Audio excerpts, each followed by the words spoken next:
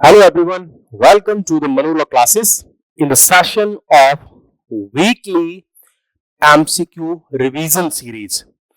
दोस्तों ये जो सीरीज है हम इस वीकेंड से स्टार्ट कर रहे हैं और एवरी वीक जो भी हम डीएनए में डिस्कस करेंगे उन सबको एमसीक्यू की हेल्प से रिवाइज करेंगे। इट मींस जो कॉन्सेप्चुअल डीएनए होगा, फैक्चुअल डीएनए होगा, वो हम नॉर्मल क्लासेस में नॉर्मल सेशन में उसको डिस्कस करेंगे और वीकेंड पर उन टॉपिक्स पर जो टॉपिक हमने लास्ट डेज में डिस्कस किए हैं उन टॉपिक्स पर हम एमसीक्यू डिस्कस करेंगे कि प्रीवियस ईयर एग्जाम्स में कैसे क्वेश्चंस आते हैं और कैसे कैसे क्वेश्चंस वहां से फ्रेम होते हैं, उसको हम सबको एक दिन, ठीक है, मोस्ट ऑफ द केसेस में सैटरडे को हम उन क्वेश्चंस को डिस्कस किया करेंगे, उन टॉपिक्स को डिस्कस किया करेंगे with the help of MCQs. So आज का जो सेशन है इसमें जो हम एमसीक्यू डिस्कस करेंगे वो 1 फैब से लेकर के 14 फैब तक के एमसीक्यूज में डिस्कस करेंगे। ऐसे ही जब नेक्स्ट वाला हमारा वीकेंड पर ये सेशन आएगा तो उसमें हम 15 फैब से जो है इसको कंटिन्यू करेंगे और अराउंड 21 जब भी सैटरडे आएगा तो उसको हम वहां पे डिस्कस करेंगे। सो चलिए स्टार्ट करते हैं इस सेशन को और डेट है आज की 15 Feb and I am Naresh Sharma and going to discuss with you this session. So चलिए स्टार्ट करते हैं इस सेशन के साथ में। आप अपने व्यूज कमेंट बॉक्स में दीजिएगा कि ये सेशन कितना आपके लिए हेल्पफुल है और बाकी डीएनए तो हमारा कंटिन्यू चलता ही रहेगा। आपके व्यूज यहाँ पे होने चाहिए और आपके कमेंट्स भी होने चाहिए। फर्स्ट क्वेश्चन हमारा है बजट के रिगार्डिंग में, बिकॉज हमारा 2025-26 का जो बजट है वो आ चुका है और उसको हमने डिस्कस भी किया था। तो इंडियन कॉन्स्टिट्यूशन में बजट नाम का वर्ड तो कहीं पर नहीं है, लेकिन एनुअल फाइनेंशियल स्टेटमेंट के नाम से वहां पर है और वो है आर्टिकल 112 में। सो ये बेसिक सा क्वेश्चन है, आपको पता होना चाहिए। When is the union budget of India typically presented each year? तो एवरी ईयर हम इसको प्रेजेंट करते हैं 1 फरवरी को। हालांकि 2017 से पहले ऐसा नहीं होता था, उसके बाद से हमने इसको स्टार्ट किया है 1 फैब से। What is the purpose of the budget speech delivered by the finance minister?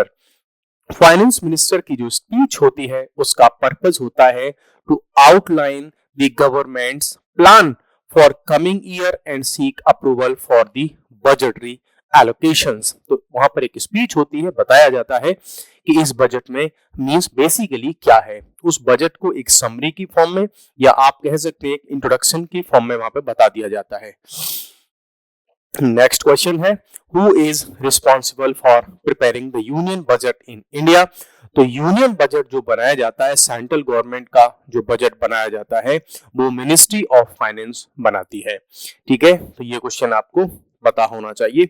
अब एक क्वेश्चन मैं आपसे पूछ लेता हूं, मिनिस्ट्री ऑफ फाइनेंस का मिनिस्टर कौन है? आप कमेंट बॉक्स में बता दीजिए जल्दी से। देखो ये वीकेंड वाला सेशन हुआ करेगा, इसमें आपको एक्टिव पार्टिसिपेशन करना है, तब आपको इसके अच्छे रिजल्ट्स मिलेंगे। तो फाइनेंस मिनिस्टर इस समय कौन है ये आपको बता देना है। कमेंट बॉक्स में आपको ये भी बता देना है कि controller and auditor general of India कौन है, CAG, ये कौन है अभी इस समय पर। इंडिया की बहुत ही पावरफुल पोस्ट होती है ये। और आपको ये बता देना है RBI के गवर्नर कौन है। तो ये 3 क्वेश्चन मैंने आपसे पूछे हैं, ये आप बता दीजिए कि फाइनेंस मिनिस्टर कौन है, CAG कौन है इंडिया का, और RBI के इस समय करंट गवर्नर कौन है। नेक्स्ट क्वेश्चन पर हम चलते हैं। विच of the following is not part of the union budget in India? तो बजट का पार्ट क्या नहीं होता? Revenue budget, yes it is part. Capital budget, yes it is also part. Special budget for defence, नहीं, ऐसा कोई special budget for defence नाम से डॉक्यूमेंट नहीं होता। Annual financial statement is also known as budget, तो ये तो होता ही है। करेक्ट ऑप्शन हमारे पास में C हो गया। नेक्स्ट क्वेश्चन पर चलते हैं। चलो आपसे क्वेश्चन पूछ लेता हूं, यहाँ पर बात डिफेंस की हुई है, तो डिफेंस मिनिस्टर इस समय पर कौन है इंडिया का? विच of the following is true regarding the vote on account in India? जब भी हम बजट के रिगार्डिंग में वोट ऑन अकाउंट की बात करते हैं तो इसके रिगार्डिंग में क्या करेक्ट होता है? वोट ऑन अकाउंट, कॉन्सेप्ट को ध्यान में रखना, वोट ऑन अकाउंट क्या होता है ये? It is a temporary budget granted by Parliament to meet government expenses before the full budget is passed. देखो, गवर्नमेंट को बजट पास करने में एक टाइम लगता है, मींस फाइनेंशियल स्टेटमेंट आएगा, पार्लियामेंट उसको डिक्लेयर करेगी, आगे बढ़ाएगी, तब तक के लिए गवर्नमेंट के पास पैसा तो होना चाहिए कि भाई तब तक के लिए क्या करेंगे, जब तक गवर्नमेंट को पैसा नहीं मिलेगा पार्लियामेंट से अप्रूवल मिल करके, तब तक गवर्नमेंट के खर्चे कहां से चलेंगे? उसके लिए होता है टेम्परेरी बजट, जिसको हम बोल देते हैं वोट ऑन अकाउंट। तो यहां से वोट ऑन अकाउंट के थ्रू उनको पैसा मिल जाता है कि भाई जब तक बजट का पैसा आपके पास आए यहां से काम चला लो। Who approves the union budget of India? कौन इसको अप्रूव करता है? तो एक्चुअली इसको पार्लियामेंट अप्रूव करती है। पार्लियामेंट की जब हम बात करते हैं तो पार्लियामेंट के अंदर आपका प्रेसिडेंट भी इंक्लूड होता है। अगर आपको नहीं पता है तो ध्यान में रखिए कि पार्लियामेंट 3 एलिमेंट से मिलकर के बनता है, president of India, Lok Sabha and Rajya Sabha. इन तीनों से मिलकर के बनता है पार्लियामेंट। तो बजट को अप्रूव करता है कौन? द पार्लियामेंट ऑफ इंडिया, जिसमें प्रेसिडेंट भी हो गया, लोकसभा भी हो गया और राज्यसभा भी हो गया। नेक्स्ट क्वेश्चन है, the first union budget of India, independent India, हम बात कर रहे हैं इंडिपेंडेंट इंडिया की, है ना, was presented by which of the following finance ministers? तो कौन था जिसने इंडिपेंडेंट इंडिया का फर्स्ट बजट प्रेजेंट किया था? It means after 1947 who was the person who presented the first independent budget और बजट ऑफ इंडिपेंडेंट इंडिया? तो ये थे आपके आर के शनमुखम चेट्टी। इन्होंने फर्स्ट जो है बजट इंडिपेंडेंट इंडिया का किया था प्रेजेंट, और ये है आपकी डेट थी उस समय 26 नवंबर 1947। According to the Indian constitution the union budget is presented to which of the following? तो किसके पास इस बजट को जो है प्रेजेंट किया जाता है? तो भाई सिंपल सी बात है, जो बजट बनाती है फाइनेंस मिनिस्ट्री, वो बजट पेश करती है पार्लियामेंट के पास। मींस वो बजट राज्यसभा के पास में भी जाएगा, लोकसभा के पास में भी जाएगा और प्रेसिडेंट ऑफ इंडिया के पास में भी जाएगा। So that is the correct option. Now the next question, in the union budget which of the following reflects the governments total expenditure for the year? तो ये टोटल एक्सपेंडिचर ही दिखाता है कि budget में टोटल एक्सपेंडिचर कितना होने वाला है गवर्नमेंट ऑफ इंडिया का। What is the financial year for the government of India? तो गवर्नमेंट ऑफ इंडिया का जो फाइनेंशियल ईयर होता है वो 1 अप्रैल से लेकर के 31 मार्च होता है। इसको ध्यान में रखना, मल्टीपल टाइम्स इस क्वेश्चन को पूछा गया है डिफरेंट एग्जाम्स में। नेक्स्ट क्वेश्चन है, which document contains the details of the government's receipts and expenditure? तो गवर्नमेंट की जो रिसिप्ट्स हैं और एक्सपेंडिचर है इसकी डिटेल कहां होती है? तो बड़ा सिंपल सा क्वेश्चन का आंसर है वो है यूनियन बजट। अगर यहीं पर बात होती कि स्टेट गवर्नमेंट के रिसिप्ट एंड एक्सपेंडिचर कहां होते हैं, तो वो स्टेट गवर्नमेंट का जो बजट होता है उसमें होते हैं। मींस सारे के सारे प्रोविजंस वही हैं, सेम है, मेथड प्रोसेस सब कुछ सेम है। जैसे यूनियन गवर्नमेंट का होता है वैसे स्टेट गवर्नमेंट्स का भी होता है, वहां पर कुछ भी चेंज नहीं होता, बस वो स्टेट गवर्नमेंट हो जाती है। Find the correct statement. Recently ये टॉपिक काफी इंपॉर्टेंट रहा है कि इसमें से क्या क्या इनकरेक्ट स्टेटमेंट है। ठीक है, India is a middle income country, yes, अभी हमने एक दिन एक डिस्कस किया था एक टॉपिक, वो था middle income trap. World bank की इस पर एक रिपोर्ट आई थी, तो इंडिया भी एक मिडिल इनकम कंट्री है। India is the world's 5th largest economy by nominal GDP, yes, India जो है 5th लेवल पर है जो है जीडीपी के मामले में, और जीडीपी कौन सी? Nominal. India target is to become US $30 trillion economy by 2047। क्या ऐसा हमारा कोई टारगेट है? यस, तो ये भी करेक्ट है। तो इनकरेक्ट पूछा है, इसका मतलब यही बचा। तो middle income countries are home to 15% of the world's population. नहीं, जो मिडिल इनकम कंट्रीज हैं वर्ल्ड में वो around 75% population in middle income countries में रहती है और 15% पॉपुलेशन ऐसी है जो अच्छी इनकम वाले कंट्रीज में रहती है। According to the world bank's classification, a country is considered a lower middle income country if its GNI per capita is between, means किसी कंट्री को हम लोअर मिडिल इनकम, देखो मिडिल इनकम में भी लोअर मिडिल इनकम और middle income, तो lower वाले की बात हम कर रहे हैं कि जिसकी gross national income per capita कितने की रेंज में होनी चाहिए, तो ये होती है इस रेंज में। अगर किसी कंट्री की जो जीएनआई पर कैपिटा है इस रेंज में है 1145 से लेकर के 4515 के डॉलर के बीच में अगर है तो हम उसको लोअर मिडिल इनकम इकोनॉमी या लोअर मिडिल इनकम कंट्री में शामिल करते हैं और ये डेफिनेशन जो दी गई है वो वर्ल्ड बैंक के अकॉर्डिंग है। चलो एक क्वेश्चन आपसे पूछ लेता हूं, वर्ल्ड बैंक का हेडक्वार्टर कहां पे है? ध्यान रखना वर्ल्ड बैंक में अभी कुछ ऐसा हुआ है जो इंडिया से रिलेटेड है।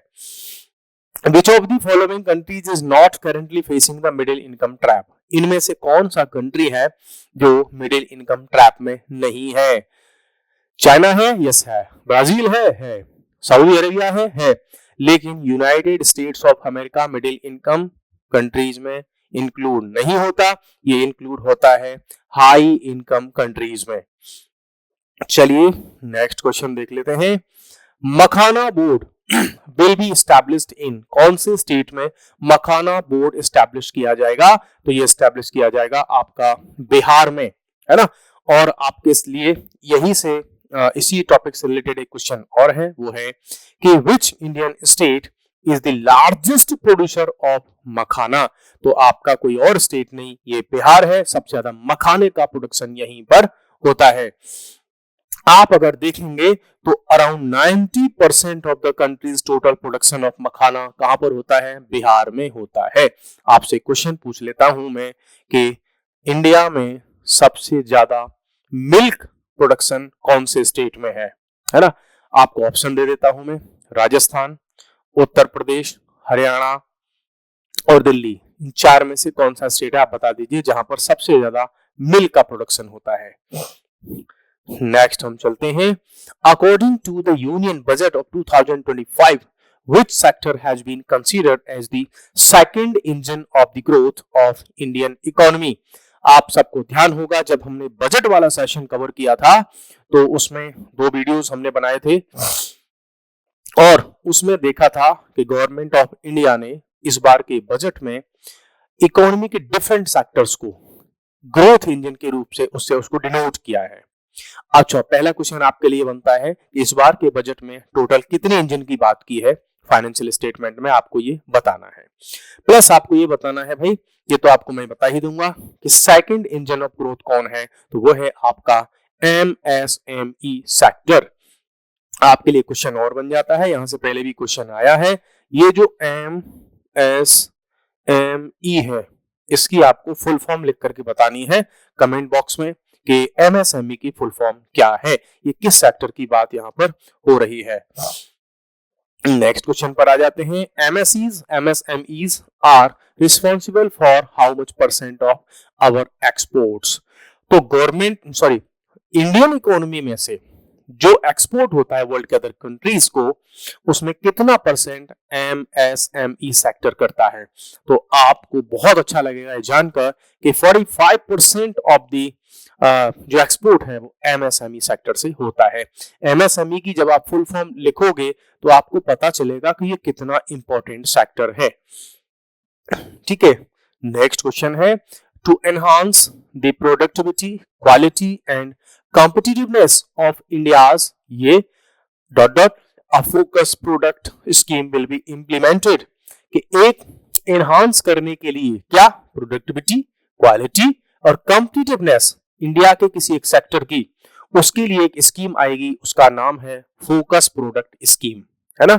ये किस सेक्टर की बात यहां पर हो रही है? क्या ये टूरिज्म सेक्टर की बात हो रही है? क्या ये इंफॉर्मेशन टेक्नोलॉजी की बात हो रही है? क्या ये फुटवियर की बात हो रही है? क्या ये एग्रीकल्चर की बात हो रही है? एक्चुअल में we are talking here about footwear and leather sector.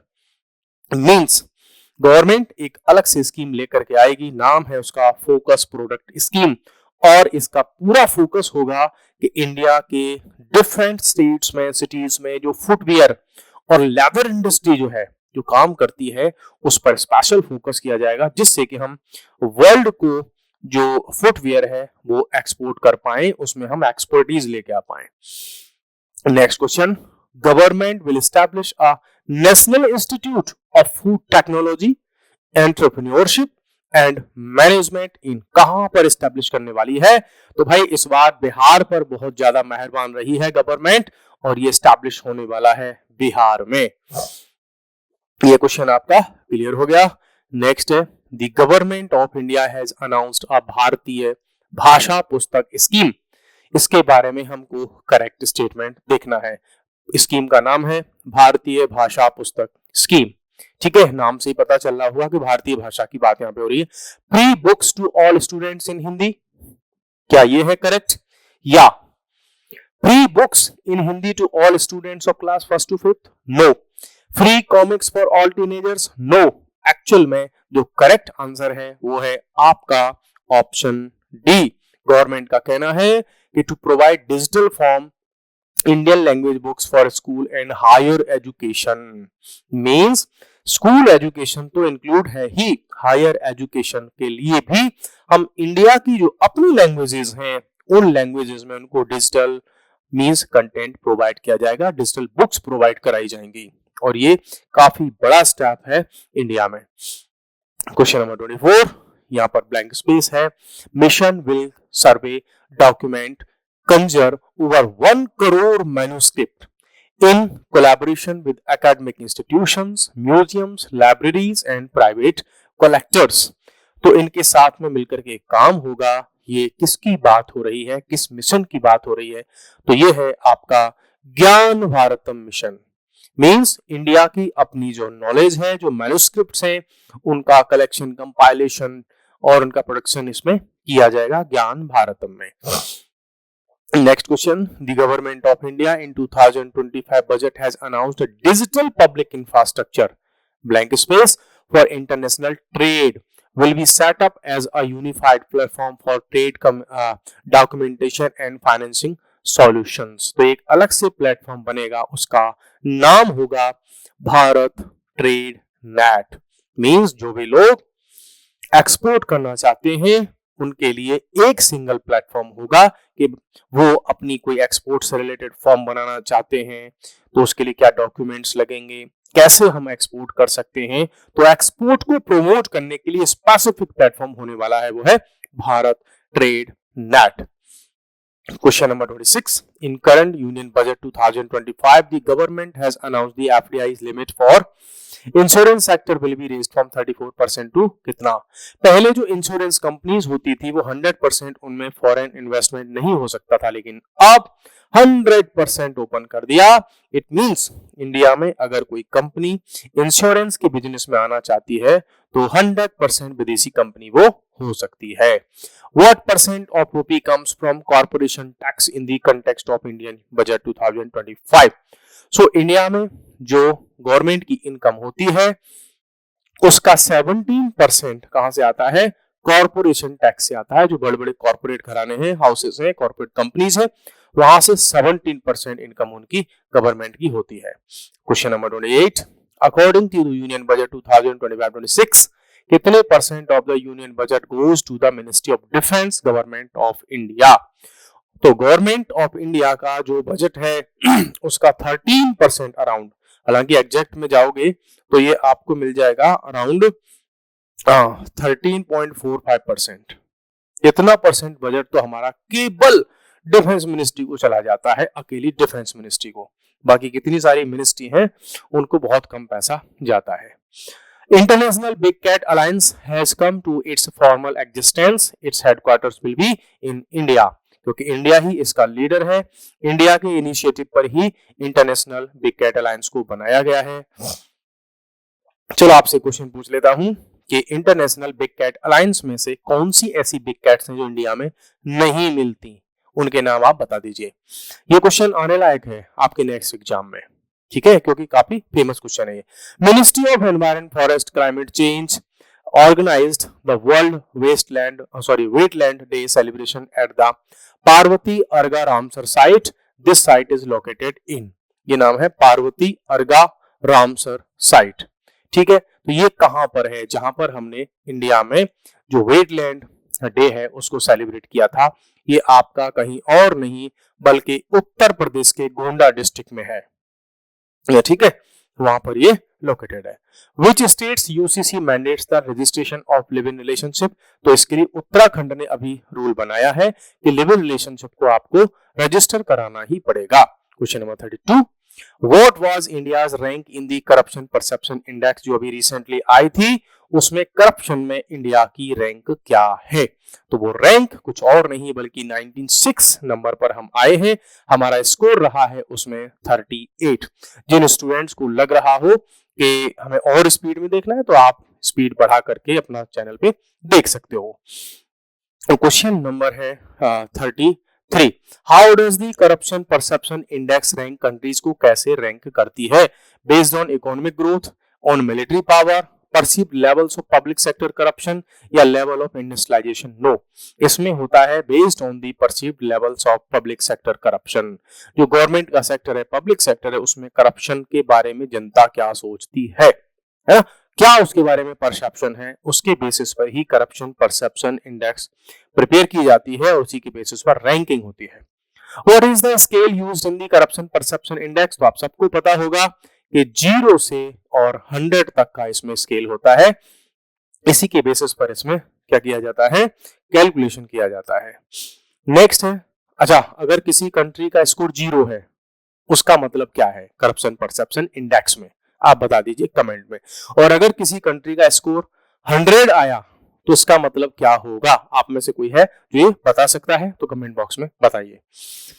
According to the CPI 2024, which of the following countries is ranked as one of the least corrupt? सबसे कम करप्शन वाले की अगर हम बात करें तो इसमें है आपका डेनमार्क। बाकी वेनेजुएला, सोमालिया, साउथ सुडान, ये तो दुनिया के सबसे भ्रष्ट कंट्रीज हैं जहां पर इतना भ्रष्टाचार है कि लोगों को खाने तक की प्रॉब्लम है। Which country is ranked as the most corrupt according to the CPI 2024? तो इसमें हमारे पास में ये है साउथ सुडान। इतना ज्यादा करप्शन है कि लोगों को बेसिक फूड तक यहाँ पे जो है अवेलेबल नहीं हो पा रहा है। What does the CPI 2024 report highlight about the impact of corruption?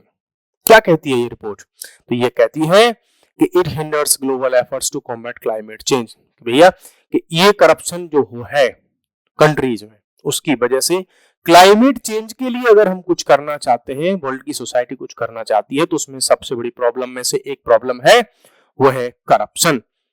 और करप्शन की वजह से क्लाइमेट चेंज के लिए काम नहीं हो पा रहा है। What percentage of the world's population lives in countries with CPI scores below 50?